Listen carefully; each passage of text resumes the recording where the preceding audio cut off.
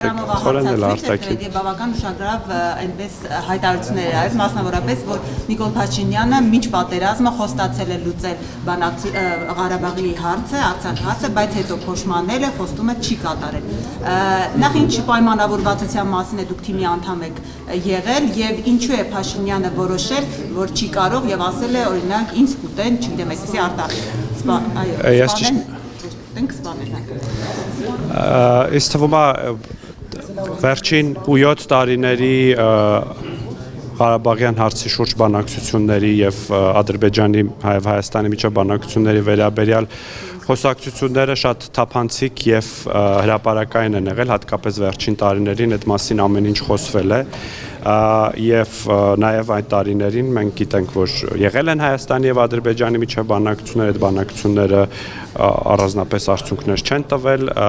եւ եղել է դրա քննադատություն, եղել է այդ քննադատության որոշակի մասի ընդունում Հայաստանի կառավարության կողմից, բայց նաեւ աշխարհակահաղական իրավիճակի հետ կապված խնդիրները փոխվել են։ Ես չէի ցանկանա այդպես չէի ցանկանա մանրամասնել Ադրբեջանի արտգործնախարարի ասածները, հաշվի առնելով, որ այդ ամեն ինչը հայտնի է մեզ, ձեզ, բանակցությունները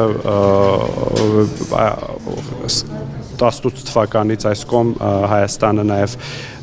քննարկումներում ասել է, որ նաև Լեռնային Ղարաբաղը պիտի մասնակցի այն ժամանակ բանակցություններին որպես իր ճակատագրի որոշող։ Ես կարծում եմ, այստեղ ինչ որ նոր ես այդ հարցազրույցը նայել եմ եւ որևէ նոր բան այնտեղ չեմ տեսել։ Խոսում է նաեւ Ադրբեջանը Բաքուն կներեք Հայաստանին է մեղադրում բանակցությունները տապալելու եւ իր քայլերով, սադրիչ քայլերով պատերազմը հրահարելու համար եւ Բայրամը փակագծեր է բացում, որ իրենք մի փաստաթուղթ են պատրաստել այդ սադրիչ գործողությունների, որը ներկայացրել են մինչեւ պատերազմը եւ պատերազմից հետո բոլոր արտերկրի դիվանագետներին։ Խոսքը եւ Տոնոյանի նոր պատերազմ, նոր տարածքներ եւ Նիկոլ Փաշինյանի Արցախը Հայաստան եւ վերջ հայտարարությունը եւ Լեռնային Ղարաբաղում համահայկական պատմության մեջ առաջին անգամ համահայկական խաղերի անցկացումը եւ Տավուշի հուլիսյան մարտերը, որտեղ ադրբեջանցի գեներալ սպանվեց եւ հետո Սարդարապատում բավական մեծ շուկով վարչապետը պարգևատրեց բոլոր զինծառայողներին։ Այս բոլոր հանգամանքները մատնանշելով նշում են, որ ի վերջո այս ամեն ինչը տարավ բանակցային փուլից Փաշինյանի հրաժարվելու եւ պատերազմ հրահարելու։ Սրա հետ դուք համաձայն եք։ Համաձայն չեմ, որովհետեւ Հայաստանը երկեր էր փնտրում հակամարտությունը խաղ կարգավորելու համար, բայց նաև ակնհայտ էր, որ Ադրբեջանը պատրաստվում է պատերազմի եւ բնական է, որ պատերազմի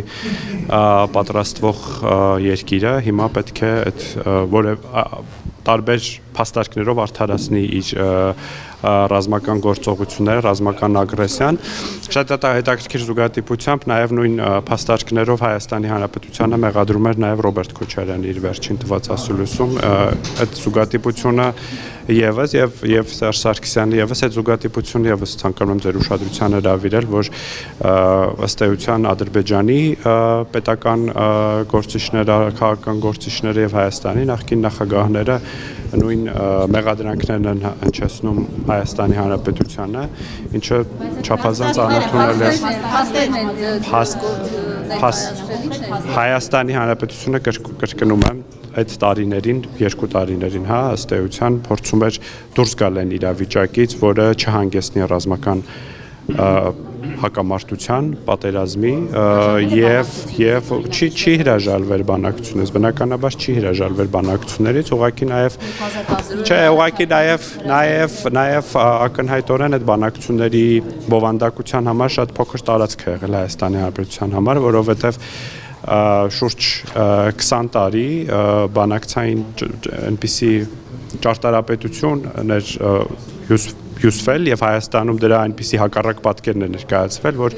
բարդ էր այդ փոքր տարածքի մեջ մանևրել եւ դրան զուգահեռ նաեւ ուժերի բալանսներ կտրուկ փոխվել Հայաստանի եւ Ադրբեջանի միջեւ, ինչը բարդացնում էր Հայաստանի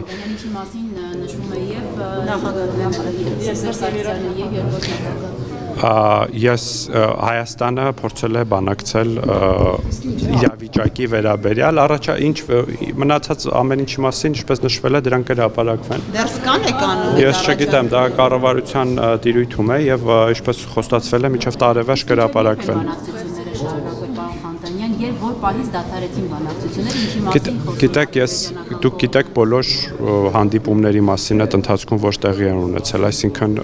ամիսամսաթվերով չեմ կարող ասել, բայց 18-19 թվականներին տեղի են ունեցել հանդիպումներ Հայաստանի եւ Ադրբեջանի միջև եւ այդ բանակցությունները ես օրամսաթվով չեմ կարող ասել, բայց դե միջև 2020 թվականի միջև պատերազմի սկսվելը ակնհայտորեն կար բանակցային գործընթաց, դրա արդյունավետության մասին արդեն գնահատականները տարբեր են։ Երբ որ Փաշինյանն ասում էր զրոյական կետից են սկսում, այդ ժամանակ կաններ էր արդեն բանակցություններ, այլևս Ադրբեջանը որևէ ձևով Հայաստանը կրկին նշում է, որ տվյալ իրավիճակում բանակցային այդպիսի ժառանգության պայմաններում փորձում են ելքեր գտնել, որպեսզի բանակցությունները շարունակվեն։ Իսկ ելքերից մեկն էլ դա ինքը հասկացել էր, որ որևէ տարբերակ այլևս չկա, պետք է զրոյից սկսել։ Դե ակնհայտորեն այո, որովհետև այն կար